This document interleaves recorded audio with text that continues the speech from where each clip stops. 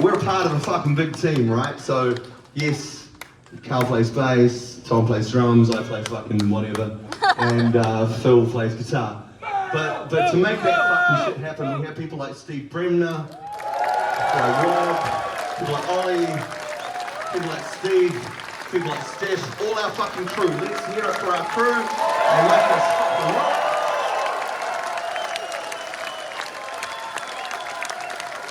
Yeah. And everyone's got a job that's just as important as everybody else's. What's that?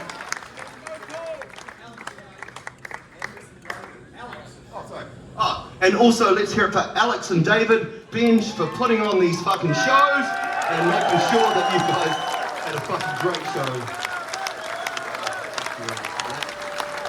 And also, I suppose the next thing is all our fans. Thank you so fucking much. You guys are the best fucking fans. You're fucking awesome, man. And we really, really appreciate every fucking one of you and all your support. Thank you so fucking much. And to our families, our amazing families that let us do what we do. Thank you so fucking much. Yeah. They fucking back us, man. They always backed us. They always let us fucking do our dreams, man. So it's, yeah, big fun. And me, on a personal note, I just want to say thanks to Carl, Tom, and Phil.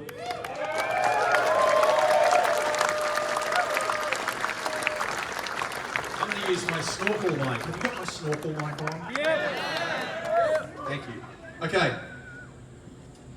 I need to say everything that John's just said, but I also need to say thanks to Carl and John and Phil. We walked down to Wellington High School just down the road. And the first show we did was on Taranaki Street, the church. That was the very first show we did. Very first show, Taranaki Street Church. And then the second show we did was at the Clarendon Tavern. We were all underage. It was very illegal. Yeah. And we were supporting TAB. We were supporting TAB. And there was a whole bunch of skinheads there. Yes. And we always thought, because we were so fucking young, we thought that the skinheads were just normal punks and they'd be all lefties, but they were fucking hardcore. And we were like these little protected fucking middle class fucking suburban bogans. And they were fucking scary. But we fucking gave it stick and they fucking liked us. I was there. Oh, hey, this guy here, JK, he actually... JK, baby! He was our first guitar tech. And You poor bastard. JK, come up here. Come up here, brother. yeah, bro. Come here, brother. Come on. And You let him through? you know that Johnny Too Good black telly that, you know, is fucking iconic and shit. Hey, pass it over, bro. My black telly.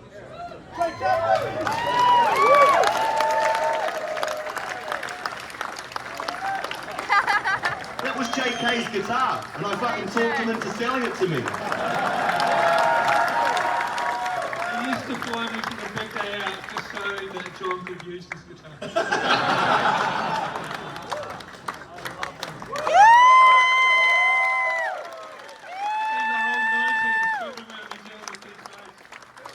Greatest, most high energy band New Zealand has ever produced. And I'm so proud to be have spent that 6 years with them.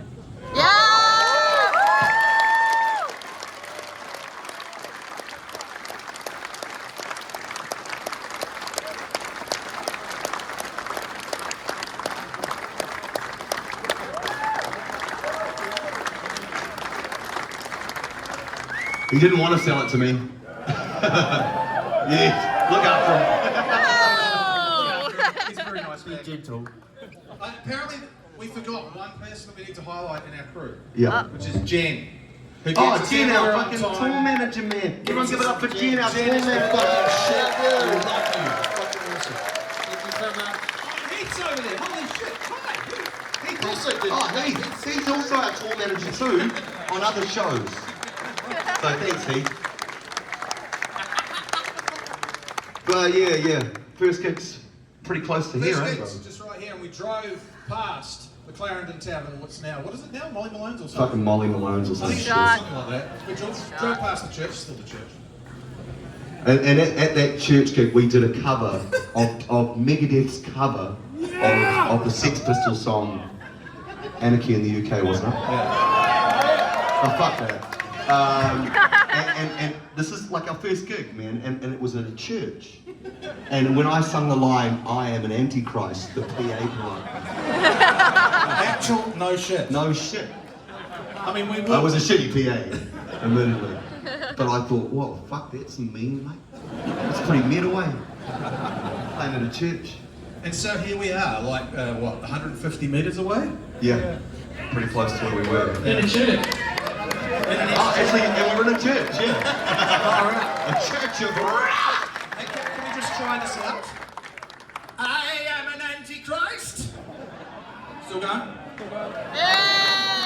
You wanna talk, bro? Oh yeah, there's someone I want to thank who's not with us, Gerald. Yeah. Everyone who met him, he was fruity as, actually. Super fruity. But, I mean, he turned up, he was with the band before I joined the band, and I remember he had a vision for us, didn't he? Yeah, man. Yeah. Yeah. So, Gerald Dwight, he was the singer of Flesh Device, which is a fucking great punk band from Wellington. He was the first one that fucking believed in our band. Hey, and yeah, so massive thanks to Gerald. Who else? Martin Lehman. Dave Berry for showing me how to fucking change my Yeah, strings. thank you, Dave Berry. Thanks, Dave Berry. He was the man of steel. He was the voice in Gates of Steel, yeah, that's right. And he also owned Kingsley Smith Music Store, which we all you worked at. I worked a job. Gave him a job. Gave me a job. Gave him a job. And that's where we saw Phil's fucking advert for wanting to be in a heavy metal band. No. Yes. I just got to tell you, we were looking for, it was me and Tom, and we love Metallica, and we wanted to have 2 guitars. And then we walked into Kingsley Smith Music Store, and there was a sign, and it was really badly handwritten, and it said, "Guitarist wants to play in a heavy metal band, single guitar preferably." Not only. Single guitar only. Oh, single guitar only, that's right. And then someone had written underneath in crown, "What's wrong with married guitars?" And so we called this number, and this dude goes, "Oh yeah." And we're like, "Hey man, we saw your advert, we're really interested, but we have another guitar player, and how do you feel about that?" And he was like, "Well, can he play something down the phone?" and all we had was like an acoustic guitar with 2 strings on it, and he wouldn't not. And we were like saying, "Well, it's not going to sound shit," but he's like, "No, you got to fucking play that." So I think I played a bit of Metallica Master of Puppets on a 2-string acoustic guitar, and he was like, "Oh, it's pretty tight. I still prefer a single guitar." But yeah, and that's how we met. So that was fucking Kingsley Smith Music Store, Manners Mall.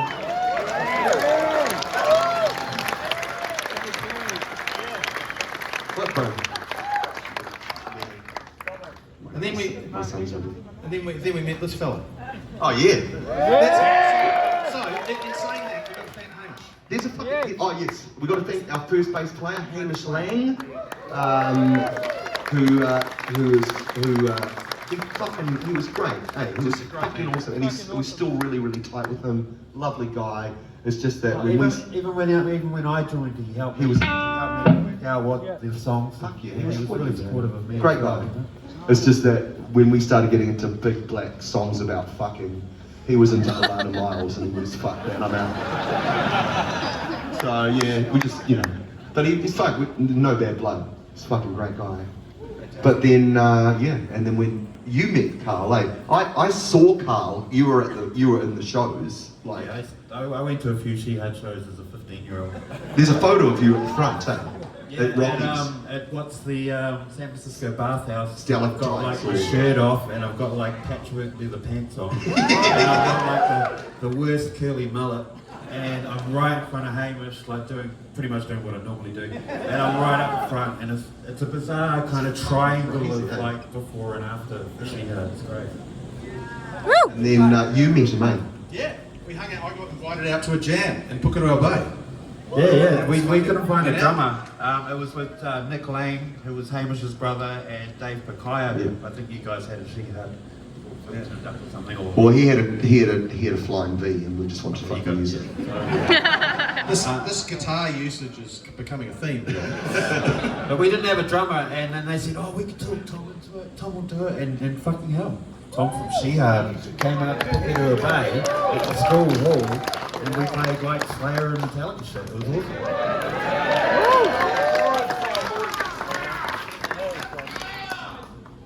Oh, yeah, there's one more person that I think we should thank. And that's Tom's parents' silver Volvo. The Devolvo. I'll have you know, that was an ex-Russian embassy Volvo. Ooh. But Like I said, mean streets of Kelvin.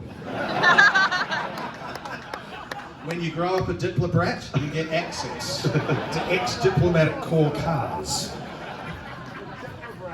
And then it would be parked outside the Clarendon Tavern, and skinheads would be going, Sigga, hi, hole, mate, and then puking all over it. Your mum didn't like it. Give us a ride home. Oh, you gives a ride home, mate? Yeah, nah, I don't fucking think so. Yeah, that was pretty good car. Hey, yeah, and so just thank you so much for all your support, everybody. It's been awesome. It's been fucking awesome.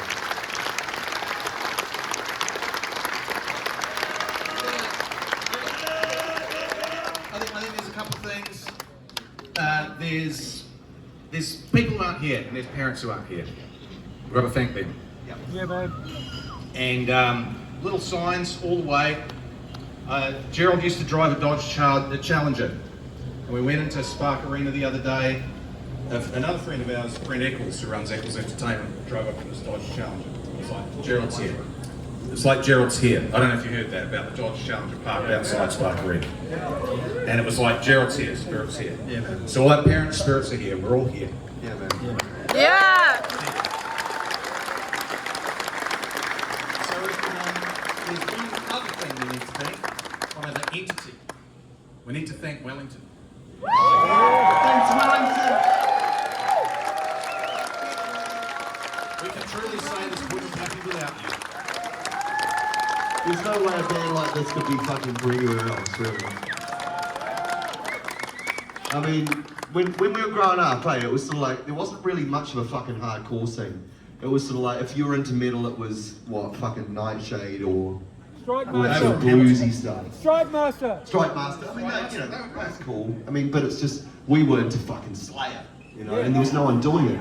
So we started fucking doing it, right? And there was enough of a hardcore scene that took us on. And then on top of that, the people that were doing our fucking sound were like Brent McLaughlin, the drummer from Bowder Space, or Nick Rowan, the fucking songwriter behind The Skeptics, who'd be like fucking feeding us all this amazing fucking music, like here's fucking Pixie Surfer Rosa, here's fucking My Bloody Valentine Loveless, and then we'd go and see these bands and just go, well, these bands are fucking amazing. And we just incorporated that into our fucking speed metal shit.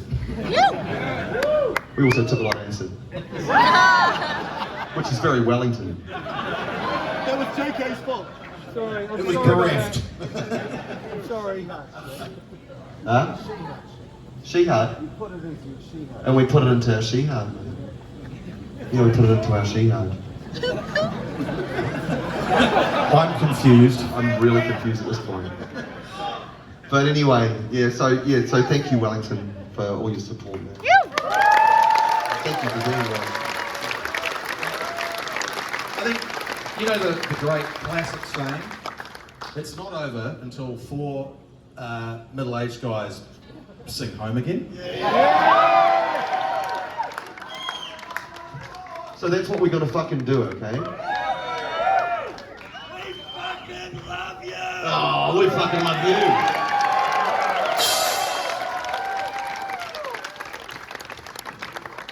I'm looking forward to getting lying down actually.